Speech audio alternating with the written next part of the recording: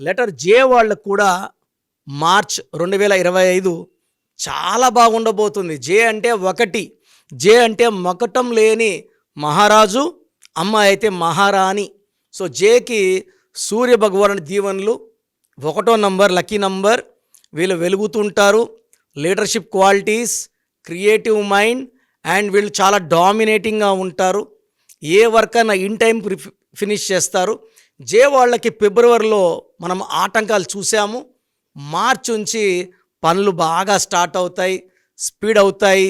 కొత్త ప్రాజెక్ట్స్, పెళ్లికాని జే వాళ్ళకి మంచి సంబంధాలు మార్చిలో వస్తాయి. పెండింగ్ ప్రమోషన్ మార్చిలో క్లియర్ అవుతుంది.